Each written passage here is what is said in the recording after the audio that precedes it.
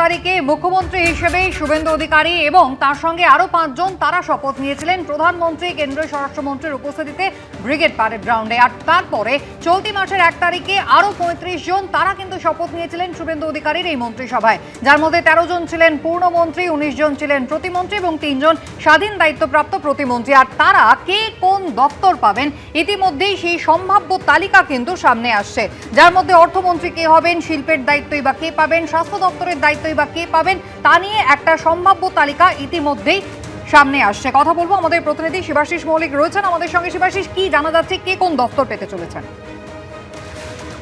যেরকমটা তুমি তুলে ধরলে কুসুমিতা, গত মাসের 9 তারিখে কিন্তু শুভেন্দু অধিকারী সহ অর্থাৎ মুখ্যমন্ত্রী সহ 5 পূর্ণমন্ত্রী তারা ব্রিগেড প্যারেড গ্রাউন্ডে শপথ নিয়েছিলেন।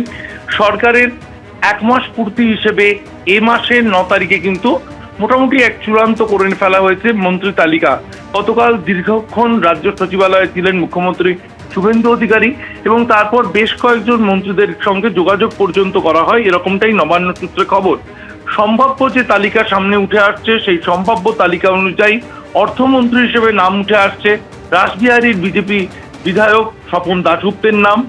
শিল্প ও বাণিজ্য এই মন্ত্রী হিসেবে তাপস রায়ের নাম, মানিকতলার বিজেপি বিধায়ক তাপস রায়ের নাম উঠে আসছে, যদিও তাপস রায়ের সঙ্গে একাধিক দপ্তর থাকছে। শিল্প বাণিজ্যের পাশাপাশি শিল্প পুনর্গঠন এবং পুনর্নবীকরণযোগ্য অপ্রচলিত শক্তির যে দপ্তর রয়েছে সেই দপ্তরও তাপস রায়ের কাছেই যাচ্ছে। এছাড়াও স্বাস্থ্য মন্ত্রী হিসেবে নাম উঠে আসছে শারদবাদ মুখোপাধ্যায়ের। উচ্চশিক্ষামন্ত্রী হিসেবে জগন্নাথ চট্টোপাধ্যায়, সিউড়ির বিজেপি বিধায়ক, উচ্চশিক্ষামন্ত্রীর দায়িত্ব পেতে চলেছেন জগন্নাথ চট্টোপাধ্যায়। স্কুল শিক্ষার দায়িত্ব পেতে চলেছেন দীপক বর্মন। তার সঙ্গে আবাসন, এমএসএমই অর্থাৎ ক্ষুদ্র কুটির শিল্প, বস্ত্র মন্ত্রী ইত্যাদি 3টি দায়িত্ব কিন্তু পেতে চলেছেন দীপক বর্মন, ফালাকাটার বিজেপি বিধায়ক। পরিবহন মন্ত্রীর পাশাপাশি শ্রমমন্ত্রী হিসেবে দায়িত্ব পেতে চলেছেন নোয়াপাড়ার বিজেপি বিধায়ক অর্জুন সিং। কৃষি মন্ত্রী হতে চলেছেন রাজ্যের দুধকুমার মণ্ডল। পরিষদীয় মন্ত্রীর পাশাপাশি শিলিগুড়ির বিজেপি বিধায়ক শঙ্কর ঘোষ, তিনি পর্যটন দপ্তরেরও দায়িত্ব পেতে চলেছেন সম্ভাব্য তালিকা অনুযায়ী।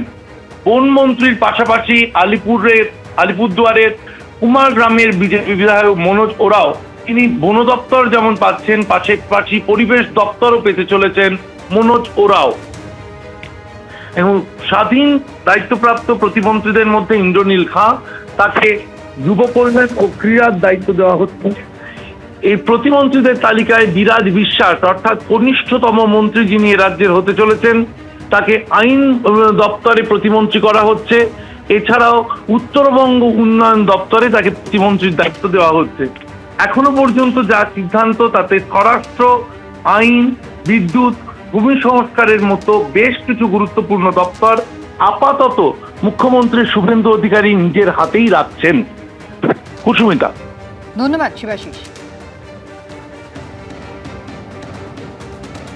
এবিপি আনন্দ, এগিয়ে থাকে, এগিয়ে রাখে।